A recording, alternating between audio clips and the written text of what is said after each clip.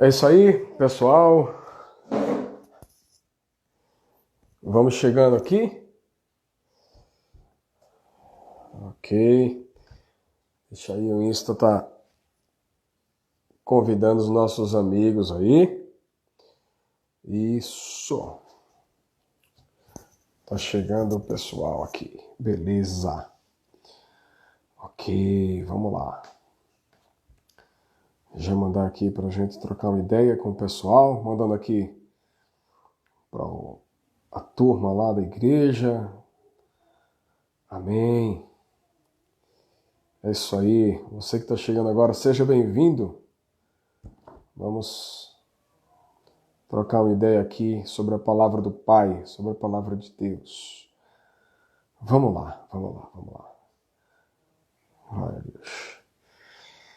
Olá, sejam bem-vindos. Que bom, a Ceis Almeida, minha querida, seja bem-vinda.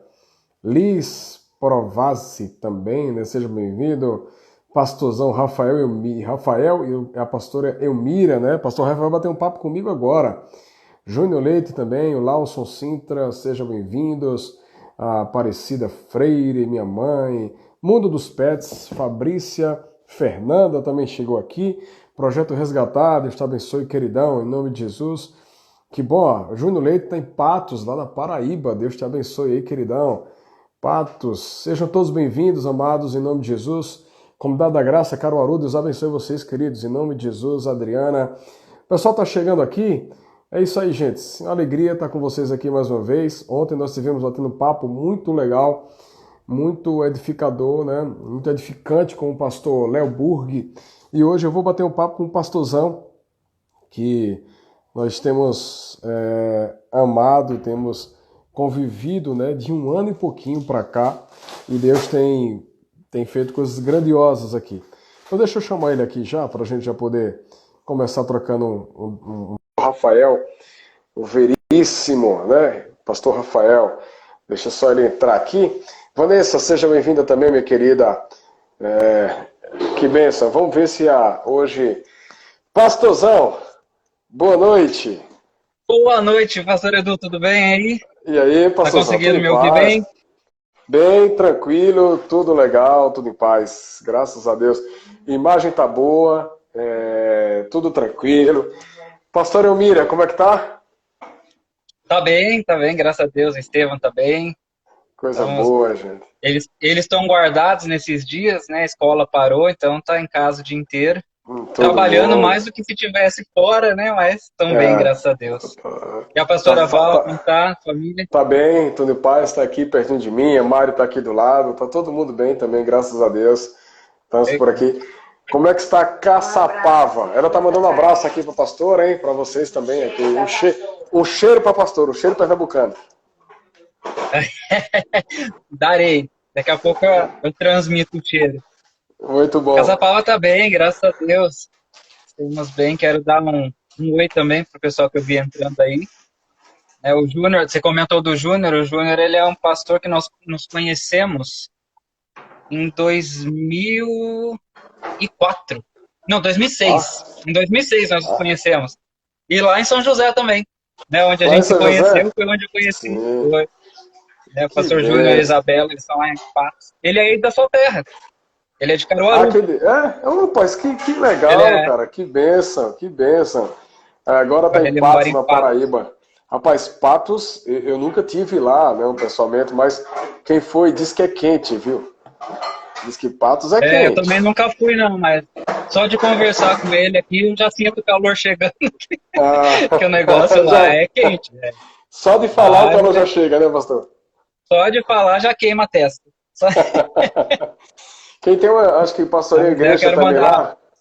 Oi, pode Oi? falar. Não entendi, perdão.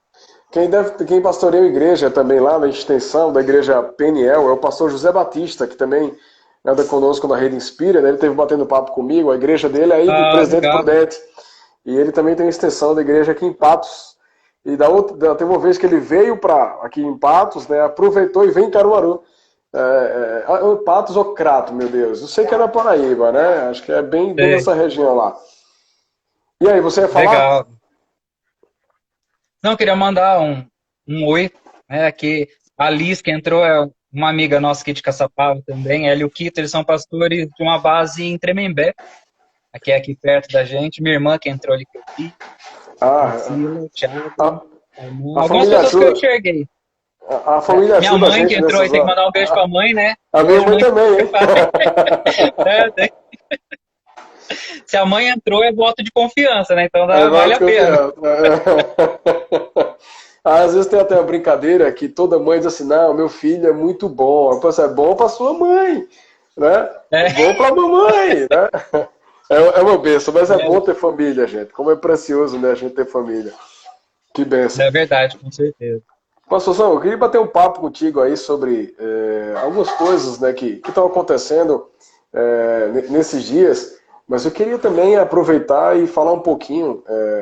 Você tem tido muito contato também com o pessoal do Chile, né, com vários missionários do Chile, né? Vocês tiveram até fizeram algum trabalho lá.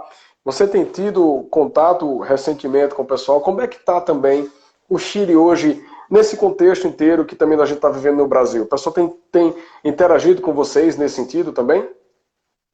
Tem sim.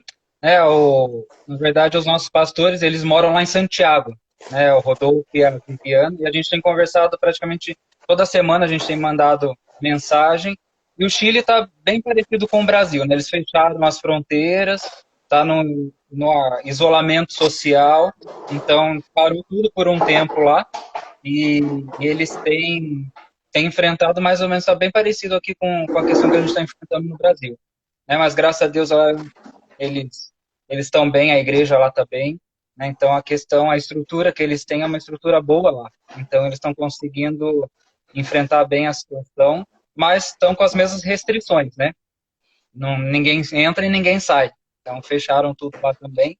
Até agora em abril, no último final de semana de abril, seria o aniversário da igreja lá, e a gente Sim. estava vendo para ir também, já fechou tudo, vai mudar a data, né, porque é uma situação que eles estão enfrentando nessa questão do isolamento também. Então a igreja lá as pessoas estão mais retiradas, né? Algumas pessoas que a gente conhece ali de Santiago, eles foram para alguns sítios, né? Então eles estão um pouco mais afastados da cidade. Então eles tiveram esse tempo de isolamento lá também, mas graças a Deus as coisas estão voltando pro eixo. Tem sido um tempo de mudanças mesmo, né? De adequações, a gente poder revisitar alguns princípios, né? E eu queria já começar, a gente até separou um tema para conversar um pouco aqui, né? A esperança para a árvore plantada, né? A gente vai conversar um pouquinho sobre árvore cortada, na realidade, né? A esperança para essa árvore cortada. A gente vai ter um papo sobre isso, mas nesse sentido eu já queria provocar algo contigo nesse sentido aqui. Nós tivemos, no ano passado, a gente, na verdade, não fez nem um ano, né, que a gente se conheceu, né? A gente conheceu ano passado, não foi no congresso lá no Souza, Foi, né? foi em outubro, né?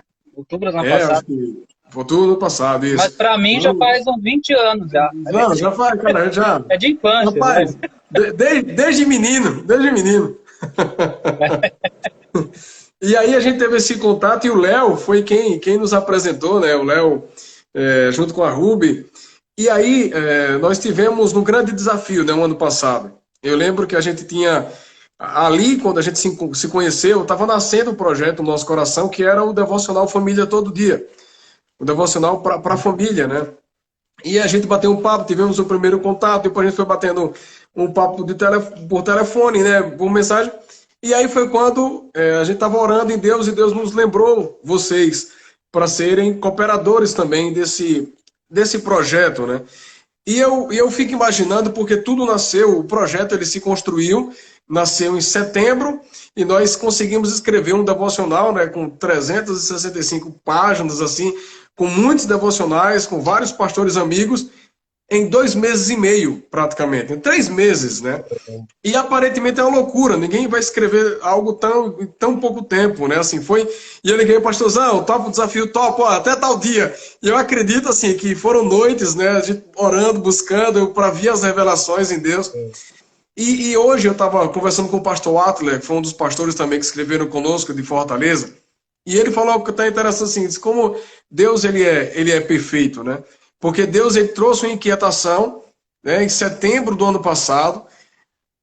o direcionamento para a família, e nós colocamos aqui, todo ano nós temos um tema que a gente trabalha na igreja esse ano.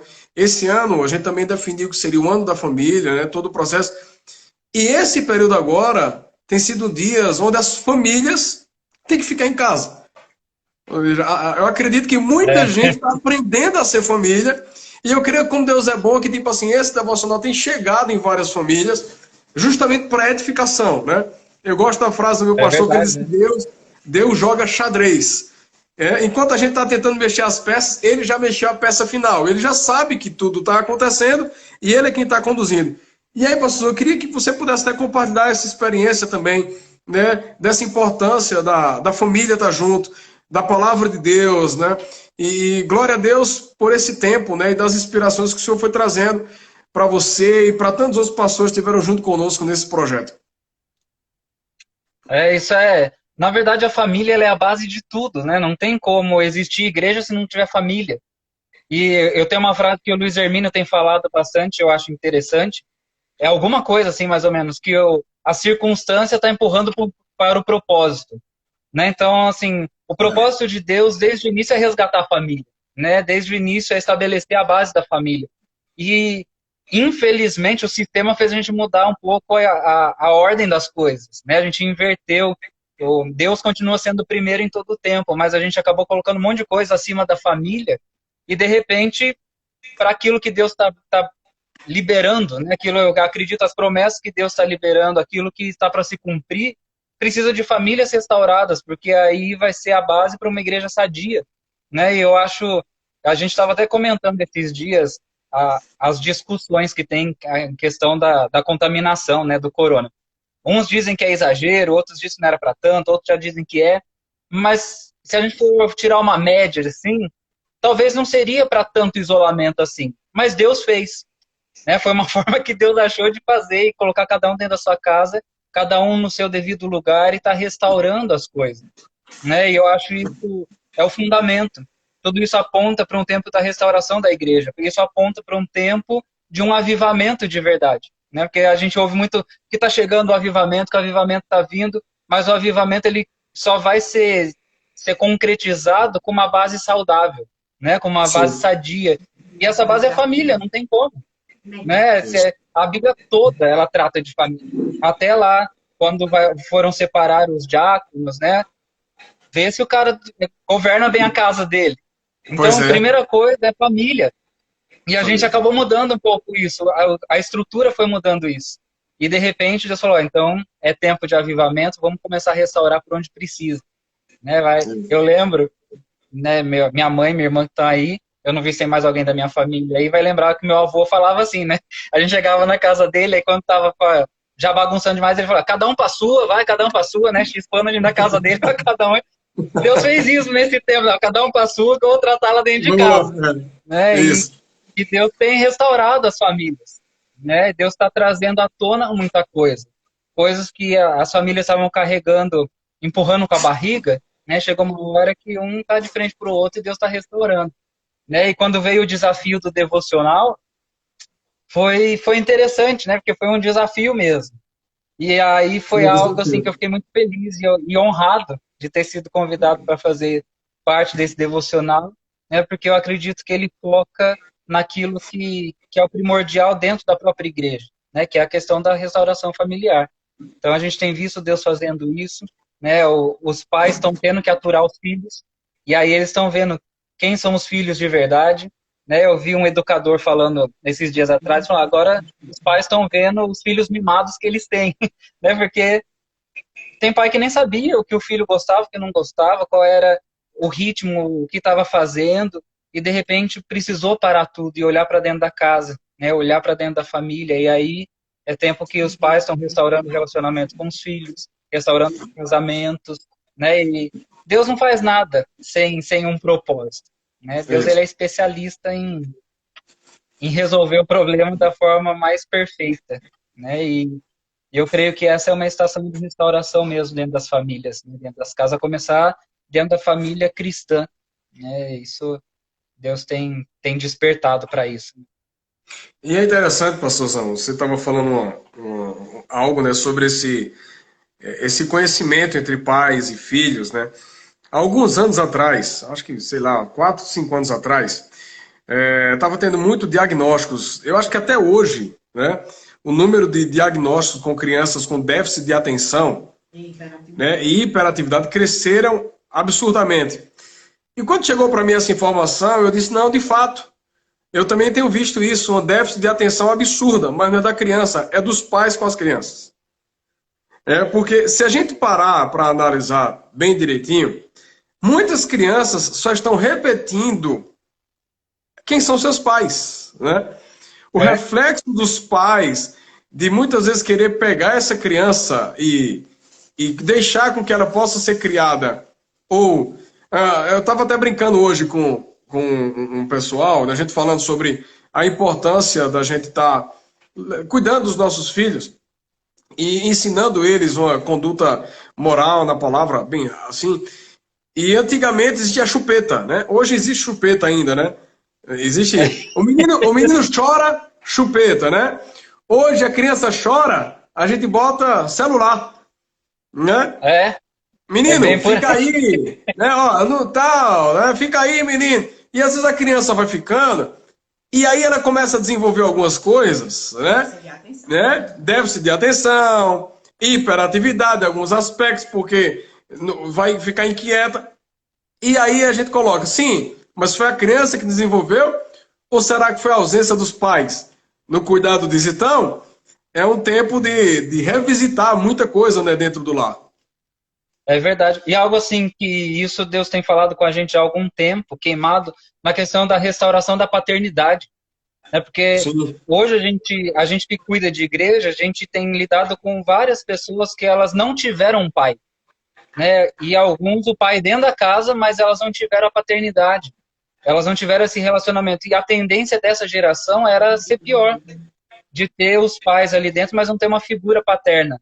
Né? E automaticamente isso afeta o relacionamento com Deus. Se a gente não tem uma figura paterna formada, natural, dificilmente a gente vai conseguir enxergar Deus como pai logo de cara. Né? Então Deus está restaurando até essa questão da paternidade, dos filhos olharem para os pais e começarem a ter um referencial de pai. Porque isso vai levar para mais perto de Deus. Né? Porque, assim, essa é uma área que eu gosto, né? De conversar sobre a questão de paternidade. Então vamos falar um pouco sobre paternidade, então. Vamos falar sobre então, paternidade, né? Até meia-noite é hoje ainda, não tem problema. Né? Mas isso é muito interessante. Sim. Oi, eu acredito nessa mensagem mesmo de paternidade. Paternidade é uma mensagem para o mundo, né? A esperança para o mundo. Aí até a Valquíria está ouvindo aqueles assim, olha, já que a gente, vamos juntar a esperança, né, que a gente falou e tal, então a esperança para o órfão. Né? Com certeza. Ainda que tenha se tratado do contexto familiar, da ausência desse pai, mas a esperança. A gente vive uma geração de órfãos e pais vivos, né? E isso é doloroso. Esse é o grande problema, que é a questão da ausência emocional, né? Tá ali, sustenta, traz o dinheiro, traz nessa questão do conforto, mas não tem o relacionamento. E isso interfere direto com o relacionamento com Deus. Não tem como a gente desvincular uma coisa, eu não me dou bem com meu pai, mas eu me dou bem com Deus. Ninguém é assim. Se a pessoa não se dá bem com o pai, ela não consegue orar, ela ora 2 minutos e se cala, porque ela não teve a questão do diálogo com o próprio pai. Então, quando ela chega para Deus, Deus, Senhor é meu pai, aí na hora, né, a pastora Val sabe muito bem o sistema, como funciona, né, essa questão da complexidade que é a mente humana, não é? Já trava. Esses dias, eu conversando com um rapaz, eu não conheço, né, foi só numa ministração, que aí depois ele veio conversar comigo, e ele falou, olha, eu não consigo orar, eu não consigo falar com Deus. E aí, eu falei, mas com Jesus você consegue? Né? Tenta falar com Jesus, então. Vai passo a passo. E aí ele foi conseguindo a se abrir nessa questão. Porque aí ele contou a história do pai dele, que abandonou e tudo mais. Porque são pessoas feridas na paternidade. E eu acredito que essa geração, né, a Bíblia diz que a ardente expectativa da criação, ela clama pela manifestação dos filhos. Se nós não sabemos ser filhos, nós não vamos ser a geração do avivamento. Né? É matemática de Deus tá ali, essa questão. Então Deus colocou todo mundo para dentro da casa. Vai para casa, cada um com seu filho, cada um com seu pai, vai consertar, vamos ter um tempo de restauração. Então eu acredito que Deus está costurando todas essas coisas. Né? Entrou numa briga, entrou numa coisa que a gente olhando pelo âmbito de fora, é Deus costurando, é Deus restaurando. Deus começou lá pela Europa, né? Lá na raiz do evangelho. Deus pôs todo mundo para casa de novo. E aí foi vindo, chegou aqui para a gente para um tempo de restauração. Né? Não, essa é a melhor explicação que a gente pode ter hoje numa questão espiritual da situação, que Deus colocou cada um para sua casa para restaurar a essência de ser filho, a essência de restaurar a família, e aí sim vai dar uma base saudável para uma igreja. Né? E aí a igreja vai conseguir, os filhos vão conseguir suprir essa expectativa da criação. Né? Então Deus é perfeito em tudo que ele faz. Né? E é interessante isso, professor, aqui. A gente viu que existem alguns países, né, que o número de divórcios ele tem aumentado, né, com esse período, né, de estar junto, né, da família. Só que assim, eu vou ser muito ousado em dizer, mas eu acredito que essa casa já estava divorciada. Já estava divorciada, porque, rapaz, cara, em 15 dias, relacionamentos de 10 anos, relacionamento de 5 anos. Então, peraí, qual era o fundamento, né? Onde estava fundamentado esse relacionamento? Onde é que era? Existia, de fato, um relacionamento ou era uma tentativa? Né? Aí, eu não sei se você acompanhou ontem foi um dia muito especial também, teve o dia de oração pela Páscoa, né, da Páscoa, onde tiveram algumas ações no mundo inteiro, com o Rick Warren, o Carlito Paz, o T.D. Jakes, vários pastores de vários continentes do mundo pararam ontem de meio-dia, né, e fizeram uma ação de oração por diversas áreas específicas. Então, até aconselho o pessoal que está nos acompanhando aqui, se você puder dar uma olhada lá no YouTube, Dia de Oração da Páscoa. E foi interessante, estava até o T.D. Jakes falando assim, ó, houve um número de crescimento de violência doméstica. Só que, na realidade, não foi essa situação que provocou isso. Esse casamento já estava falido. Né? Já existia uma ausência divina, uma ausência da paternidade, e simplesmente se materializou. Então, essa a importância da gente realmente... Eu acredito nisso também. Né, de entender a essência. Ou seja, se a gente não consegue viver dentro de casa com a nossa esposa, a pergunta é, por que a gente casou? Mas é verdade. Tem gente desesperado. Deixa eu brincar com você aqui, eu vou deixar você falar, mas é porque agora... Pessoal, não, pode falar. Tem gente que está desesperada, diz, não, eu estou com saudade da igreja, eu quero que acabe o isolamento social. Mas eu tenho minhas dúvidas, pastor. Porque assim, eu acho que as pessoas estão com saudade, às vezes, de sair de casa. Porque a gente pode orar em casa. Fazer o outro sair, né? Pois é, né? Então, essa questão da família em si, dessa paternidade. Fala um pouquinho aí, eu já mexi demais aqui, pastor. Não, vou falar, eu gosto de falar pra caramba também, então tem que dar o toque, senão a gente vai embora.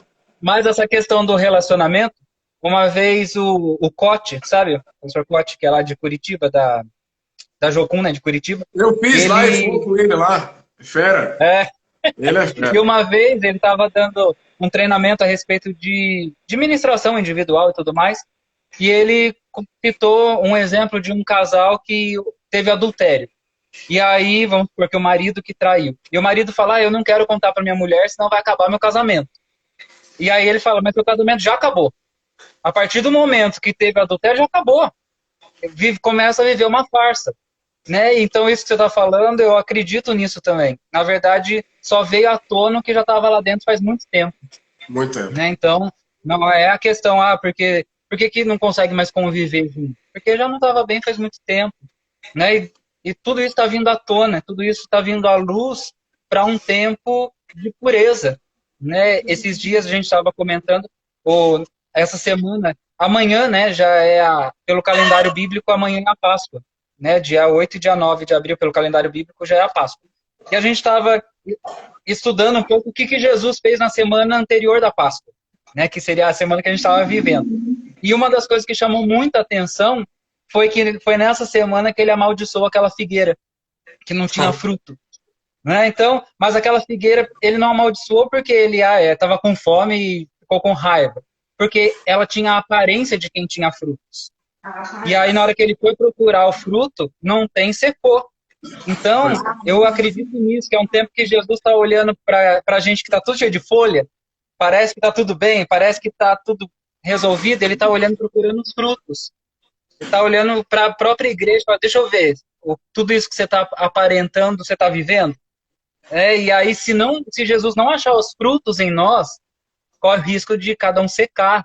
Isso é terrível se a gente for olhar por esse lado. E é o que ele está fazendo, ele está indo olhar se tem os frutos. Porque não adianta eu expor que o meu casamento é perfeito, mas quando eu estou dentro da minha casa não existe mais relacionamento. E aí o que Jesus está fazendo? Não tem fruto aí. Eu estou só vendo folha. E isso em tudo, em ministério, em família, em todas as coisas. Então nós estamos vivendo uma estação profética de que Jesus está olhando as pompas, vamos colocar assim, né? A árvore que está muito cheia de folha, muito é pompa. mostrando, é pompa, né? E aí ele está procurando frutos. Se não tiverem frutos, que ele tenha misericórdia de nós, né? Há tempo de arrependimento, né? Mas ele está restaurando. E aí entra na questão do que há esperança, né? Às vezes a gente dá a impressão assim, meu casamento acabou, já era, eu não tenho relacionamento com meu filho, já era, eu não sei mais o que fazer, eu não sei orar, eu não tenho um pai, eu não sei chamar Deus de pai, eu tô perdido, eu vou pro inferno. Né? Não é isso. A esperança. A esperança, né? É uma árvore que ela tá seca, ela tá morta, mas ao cheiro, né, que o texto lá de Jó 19, né, que fala que ao cheiro das águas volta a ter vida. Né? Então, nada tá perdido nessa estação. A gente entende que Deus ele vai dando chances até que acaba. Né? Chega uma hora que acabaram as chances, ou vai ou racha, acabou. Né? Mas enquanto tem fôlego, tem chance. Enquanto estamos vivendo, tem chance de arrependimento, tem chance de conserto, tem chance de voltar a ser verdadeiro. E algo, né, a gente, principalmente essa semana, eu tenho visto muito assim os apontamentos da Páscoa. Né? E aí, quando vai lá para o Novo Testamento, que eles tiram o fermento, o que o apóstolo Paulo começa a ensinar para eles é a questão de ser sincero e verdadeiro. E eu acredito que esse é o fundamento para esse tempo. A gente ser sincero e verdadeiro. Se a vida está ruim, seja sincero diante de Deus. Se a gente não consegue ver Deus como um pai, seja sincero diante de Deus. De ser sincero e verdadeiro. Falar, Deus, eu não consigo orar, eu não consigo chamar o Senhor de pai, eu tenho raiva do meu pai, ou meu pai me abandonou, ou eu acredito que o Senhor ama mais o outro do que a mim, porque meu pai me desprezou. É tempo de ser sincero. É tempo da gente chegar, Deus, estou cheio de folha, mas não tenho fruto nenhum. Senhor, então me aduba, não me torra, me aduba. Para que seja essa estação. Venha com as águas que ainda há esperança. Né? Eu acredito muito nesse tempo. É perfeito, assim, pegando essa tua fala, eu até levantei o dedo, que eu lembrei de algo aqui interessante, eu queria que a gente pudesse até interagir. Primeiro, hoje a gente foi fazer um suco de maracujá aqui na nossa casa. Beleza, aí, quando cortou... maracujá normal, né? Maracujá aí também em São Paulo é maracujá, né? Beleza. E aí, quando cortou, que abriu, cara, não tinha nada dentro, tava oco. Dá uma raiva. Então assim, uau, né? Aí, beleza, ou seja, era um maracujá, mas não tinha semente, cara. E quem não tem semente não frutifica, né? Então, resultado, teve que se jogar fora, porque não deu para fazer o suco com aquele maracujá. Teve que vir outro com as sementes para poderem produzir. E você falou uma coisa interessante sobre sinceridade, né? Um dos detalhes da sinceridade, uma das origens da sinceridade é que se fazia as estátuas, né? Fazia esculturas. E, quebrou um pedaço do nariz. E o pessoal não queria expor aquela estátua sem um pedaço do nariz. Então se colocava cera para esconder a falha. O defeito ali. O defeito. Então, assim, não adianta essa ideia de querer esconder os defeitos, querer esconder a ausência do fruto. Domingo eu estava falando com o pessoal da igreja e veio muito forte a palavra de Mateus capítulo 3, a parábola do semeador. Eu acredito que era muito forte para os nossos dias. Porque, assim, esse é o tempo de frutificação, de semearmos, de crescermos.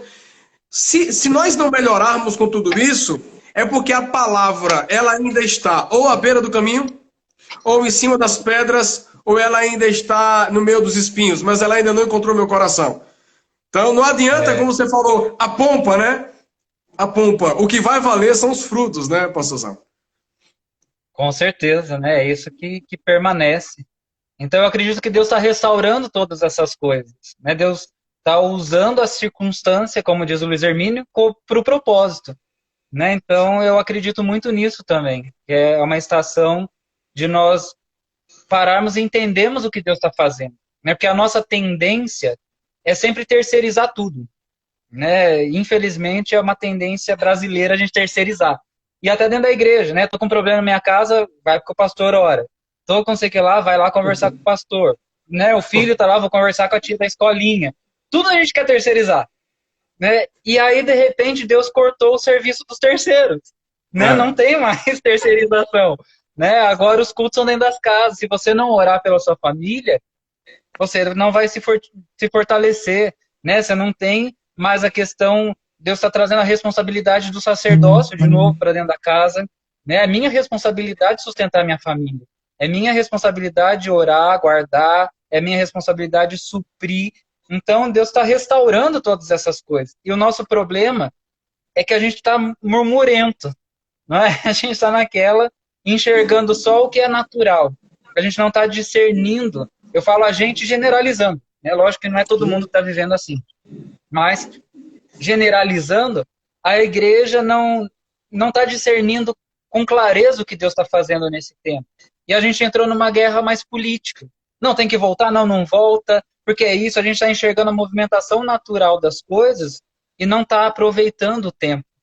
Né? É o que Jesus, ele nessa semana, né, que ele perto da Páscoa, lá quando ele olha para Jerusalém, que ele chora, ele fala: Jerusalém, se você entendesse o que eu vim fazer, se você tivesse entendido os meus dias, que isso seja um alerta para a gente hoje, né, começar hoje. De, Jesus está olhando para a gente e fala: se vocês entendessem por que eu pus vocês dentro da casa, se vocês pegassem isso e fizessem cumprir o propósito, tudo vai ser diferente. Né? Então, nós estamos nessa estação. Eu acredito, a gente tem comentado bastante isso esses dias, que nunca foi uma Páscoa tão parecida com a Páscoa do povo hebreu lá no Genuíno. Egito. Né? Todo mundo trancado dentro de casa, todo mundo em família, celebrando, é o sangue de Jesus que vai guardar. Né? Tá muito. Então, isso, para mim, isso é um apontamento profético muito, muito extremo. Né? É gritante se a gente for olhar. Então, eu acredito que a gente não caia nesse erro de Jerusalém, né, de estar vivendo esse movimento, daqui a pouco passar tudo e Deus olhar e falar: por que vocês não entenderam o que eu fiz? Né? Então, que a gente não caia nesse erro, mas que a gente possa perceber: Deus, por que o Senhor está nos deixando em casa? Qual é a falha que ainda está dentro de mim como filho, como marido, como sacerdote? E se eu estou seco, né, porque se a gente vive só naquele movimento dos cultos, se faltar o culto, a gente está seco.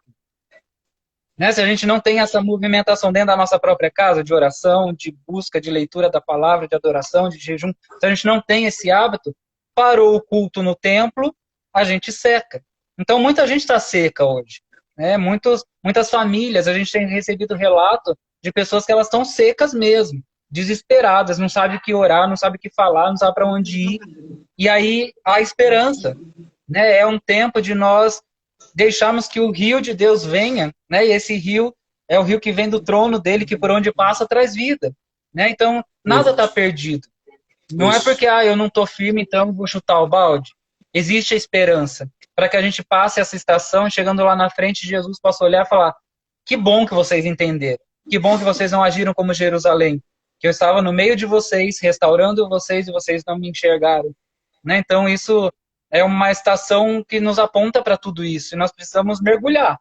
Se Deus tá fazendo, vamos seguindo e Ele vai controlando todas as coisas. Né? Então, eu acredito muito nesse tempo da restauração que está vindo e que a gente não perca isso. Para que Jesus não olhe lá e fale... Né? Foi uma das poucas vezes que Jesus chorou.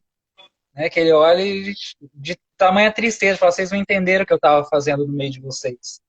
e que a gente possa despertar, né? E Pois é. entender aquilo que ele está movimentando nesses dias.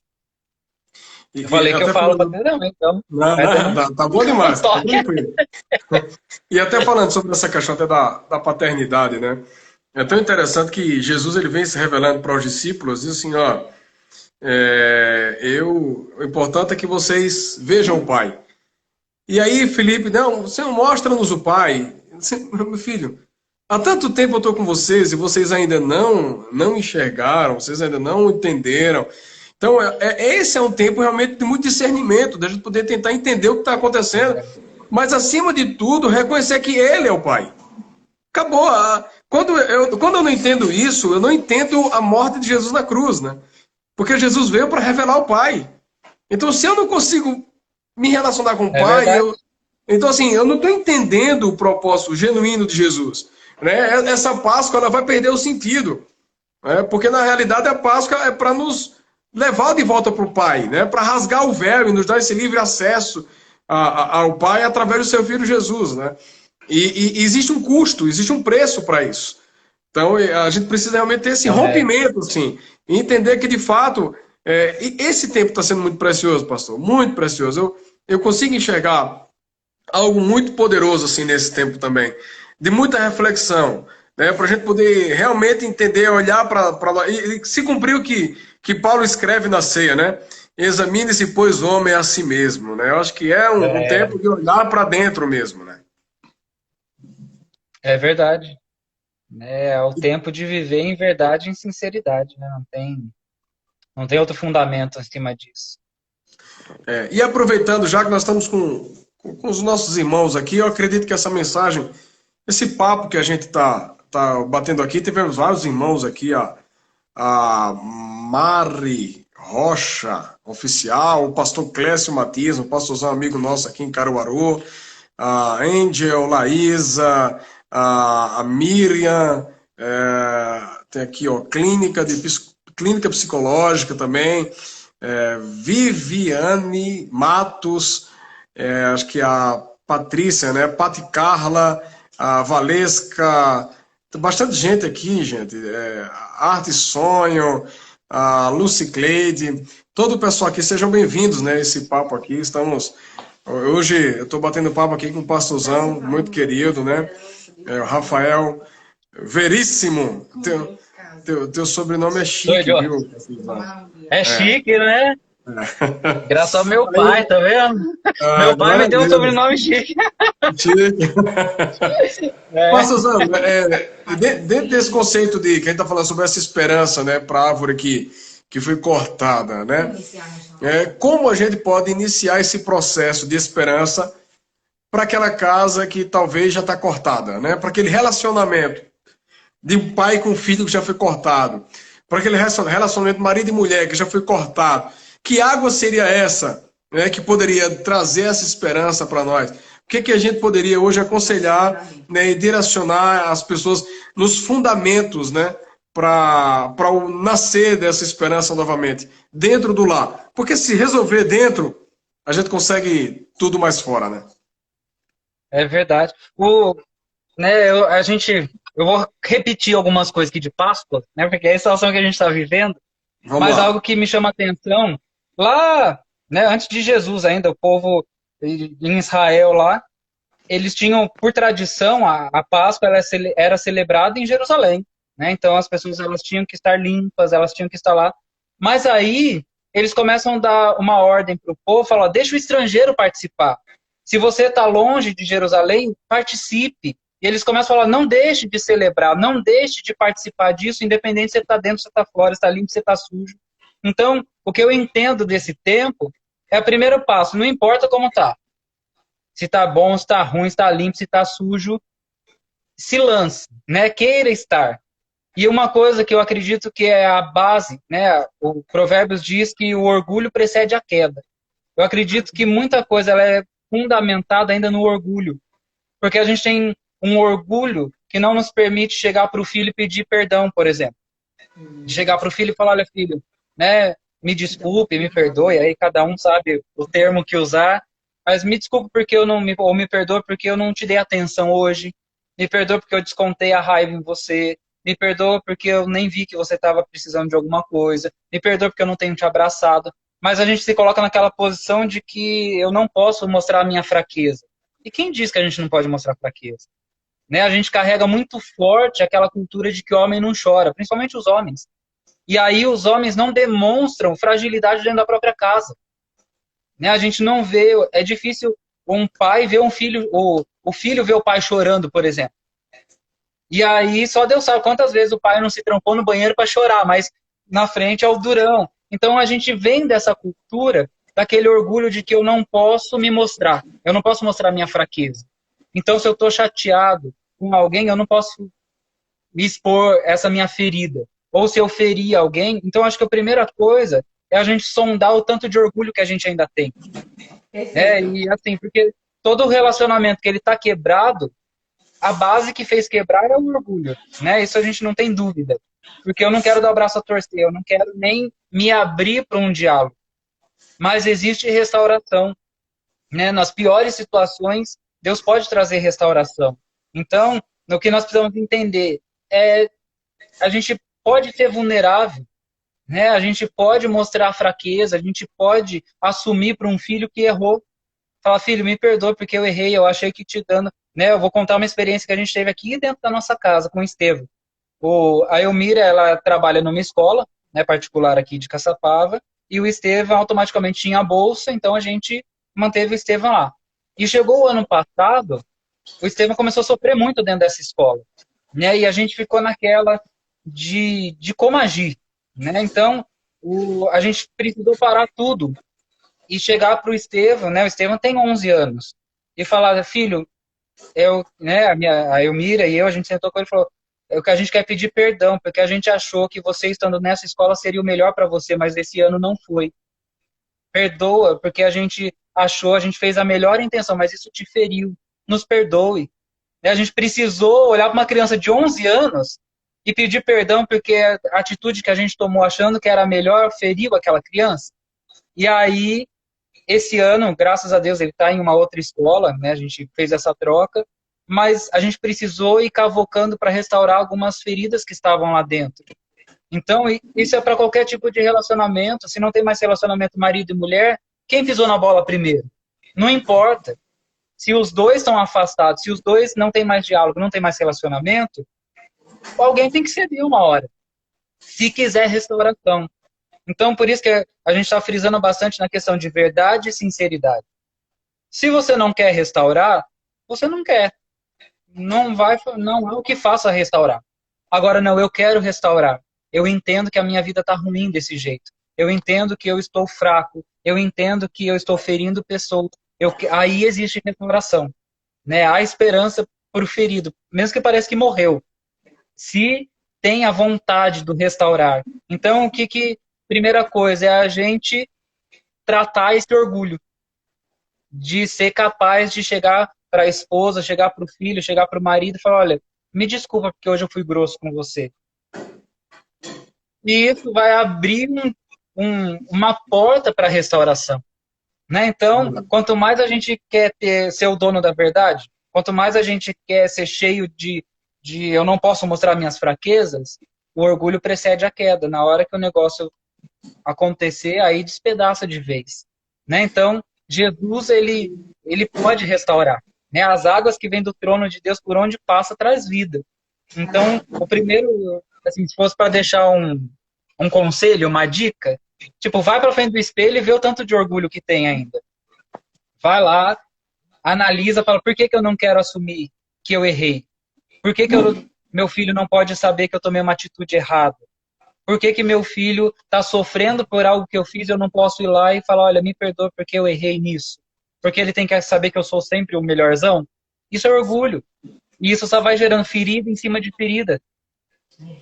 E é interessante isso que a Bíblia diz, né? Deus, ele resiste ao soberbo, né?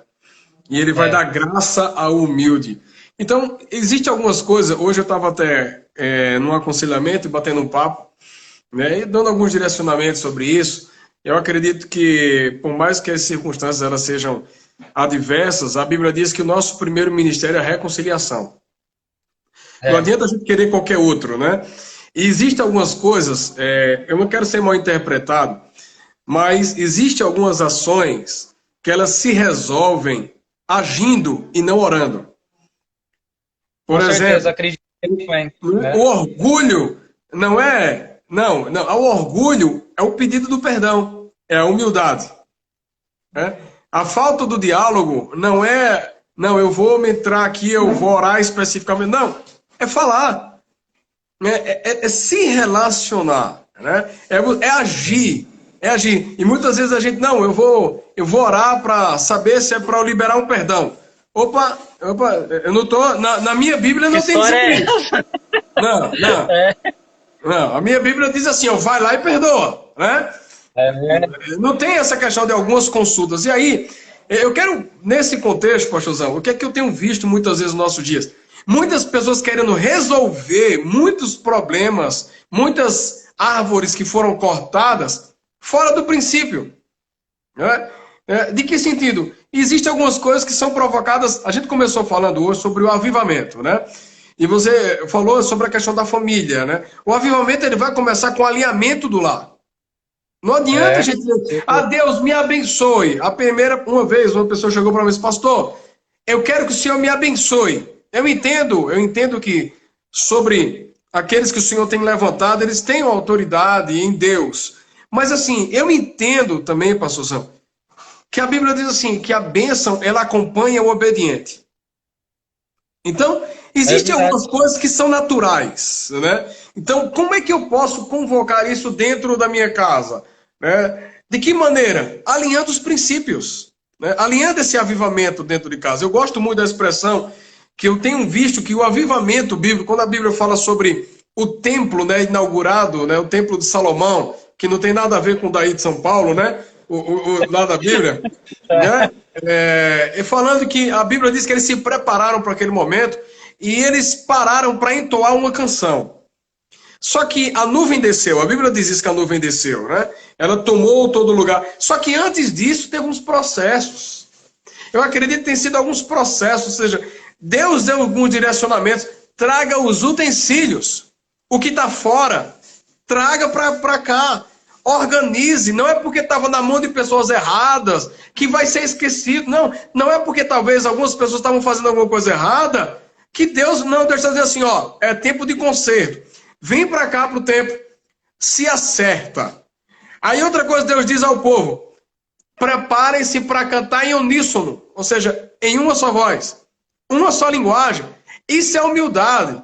Porque quando eu começo a cantar no mesmo tom que você, a gente começa a cantar junto, eu não vou querer me destacar, a minha voz não vai se sobressair, porque não tem várias vozes. Dentro de uma casa não tem várias vozes, tem uma voz só. Dentro da casa tem que ter um alinhamento para que a nuvem possa descer. Então eu creio muito que é um tempo de restauração mesmo, né? Como você falou, de se colocar as coisas no lugar. Ou seja, quem é o homem na casa? Quem é a mulher na casa? Quem é esse filho na casa? E será que está tendo um desalinhamento dessas posturas e dessas posições? Quem é quem nesse processo? Quem é que pode executar algo ou não? Quem é que pode se submeter ou não? É a luta do ego também, né? Dessa guerra. E a ideia da síndrome de Adão, que muitas vezes tem a culpabilização. Né? Não, tá errado, é ele. Tá errado, é ela. É o menino. Na realidade, eu acho que Deus está chamando todos nós, né? Todos nós, para fazer esse exame de si. A gente tentar entender essa paternidade, quebrar o nosso orgulho e começar a gente a ser responsável pelas nossas próprias decisões. A gente assumir uma responsabilidade dentro de casa. Não, não é o seu vizinho, não é um parente, não, é você, a sua esposa, seus filhos. Ah, pastor, mas a gente está fora do princípio. É tempo de alinhamento. Não tem mais tempo da gente perder. Porque assim, o Cote disse uma coisa interessante. O Cote disse assim, ó, a situação está difícil, mas pode piorar. Não é que ninguém está sendo profeta contrário à esperança. Pelo contrário, uma palavra dessa é uma palavra de esperança, pastorzão.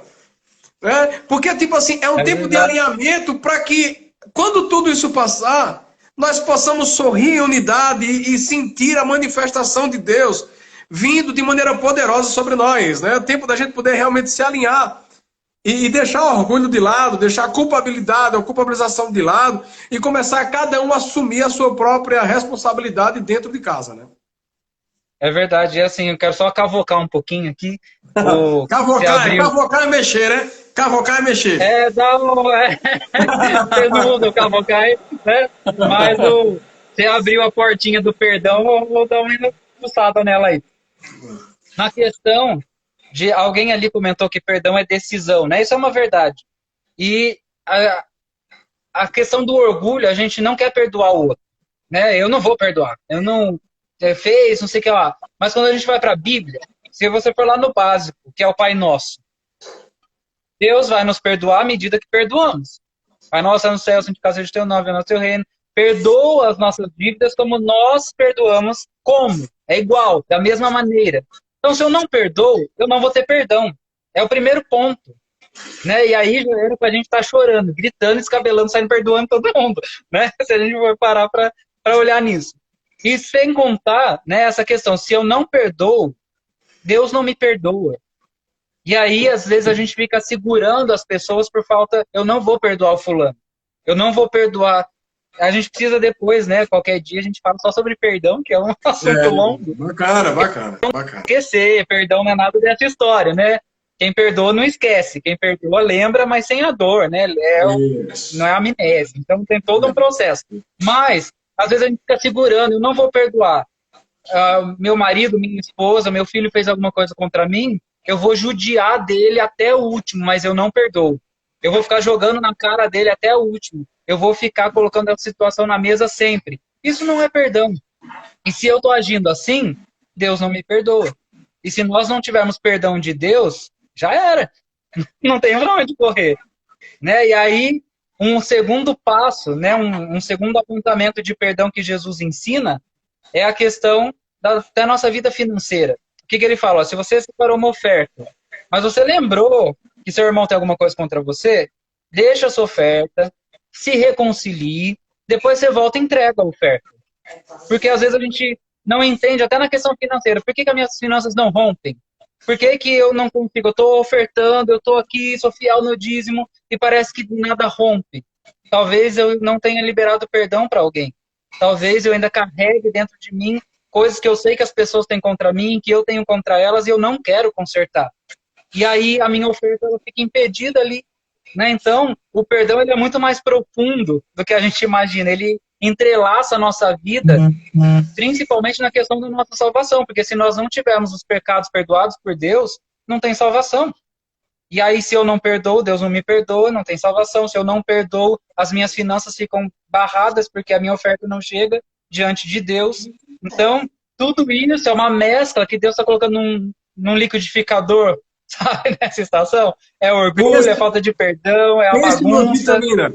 Pense no vitamina, imagina. É aquela questão da pessoa tomar o veneno, né? Tomar o veneno de não perdoar e querer que outra pessoa morra, né? É muito sério isso, né? É muito sério. Então, eu acredito que Deus confinou todo mundo nessa estação para restaurar todas essas coisas. Né? Para a gente olhar, ter tempo de olhar para todas essas coisas, ter tempo de olhar para o nosso relacionamento, ter tempo de olhar para o nosso relacionamento dentro de casa, dentro da parentela, entre os amigos, ver como está o nosso relacionamento fora, externo, o quanto a gente ainda tem de orgulho, o quanto a gente ainda não perdoou, porque tudo isso está fazendo eu secar. Né? E como que vai vir a luz sobre isso? A partir do momento que a gente se expõe. Fala, Deus, põe a luz aqui para ver o que está de errado dentro de mim, para que eu possa ter o conserto. E aí as águas vêm, e aí começa a brotar. Né? O texto lá de Jó 19 fala que mesmo que está seca, ao cheiro das águas vai brotar como planta nova. É uma nova estação, uma nova vida, é um novo casamento, é um novo relacionamento com filhos, é um novo ministério, é tudo novo. Né? Eu acredito no poder desse tempo que Deus está liberando. Pastorzão, aqui só temos agora 5 minutinhos. Passa rápido demais. Passa rápido demais. Tá muito bom, né? É muito bom esse nosso papo aqui, sabe? Eu acho que é isso, né? O evangelho ele é muito simples, né? O evangelho é muito simples, é muito prático, né? Não adianta a gente... É isso.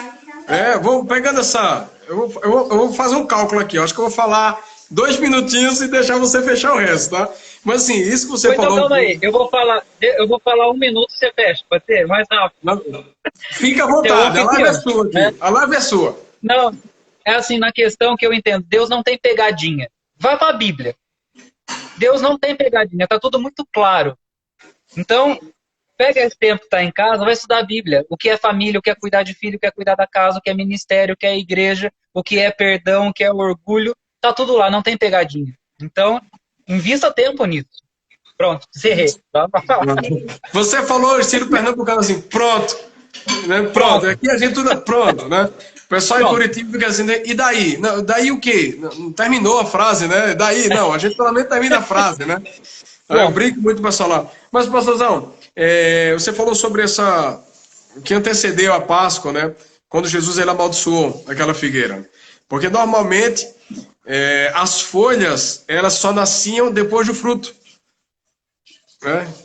Então, por isso que Jesus procurou o fruto e não encontrou. Né? E eu posso até dizer que essas folhinhas, a gente poderia até dar nome a elas, né? A gente poderia dar a folhinha de orgulho, soberba, são muitas pompas, né? Mas na realidade, internamente esse fruto não tá bom, não tá bom.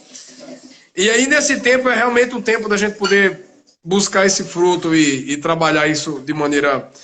Deus não faz pegadinha, não é isso? É verdade. Deus não faz pegadinha. Está na palavra, e quem se alimentar dela vai passar bem esses dias. Eu tenho dito que aqueles que se renderem agora a Cristo estarão de pé quando tudo isso passar.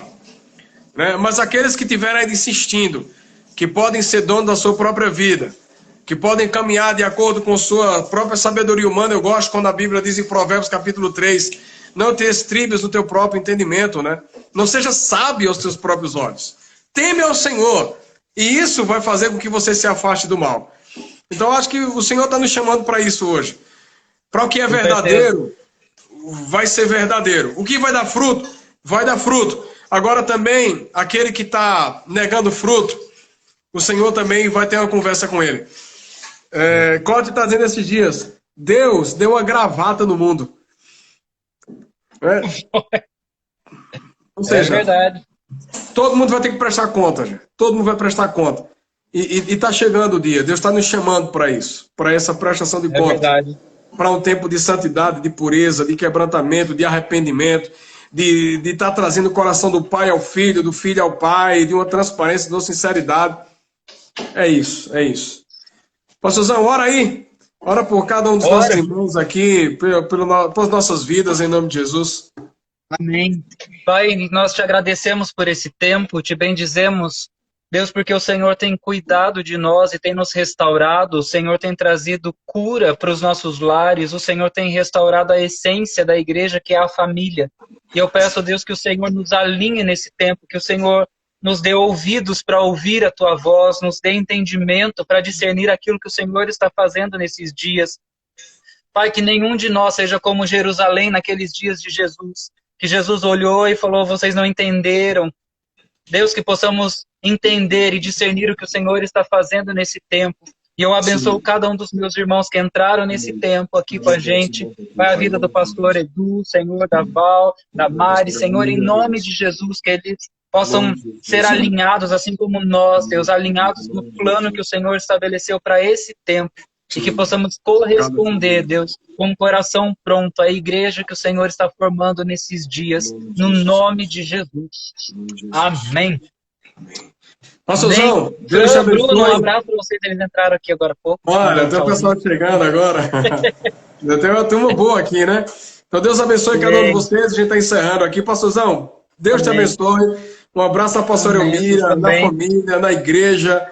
E é um prazer, foi uma honra. A gente vai estar marcando outros, a gente vai trocar ideia mais aí. Com certeza. Assim, a Elmira tá gritando lá. Manda um abraço também. Então, um abraço para vocês aí. Foi um prazerzão. Amo vocês, vocês já moram aqui, já são amigos de infância. Então, foi muito bom. Obrigado pelo convite. E estamos aí. O dia que quiser, vamos marcar de novo. A gente vai bater um papo bem legal.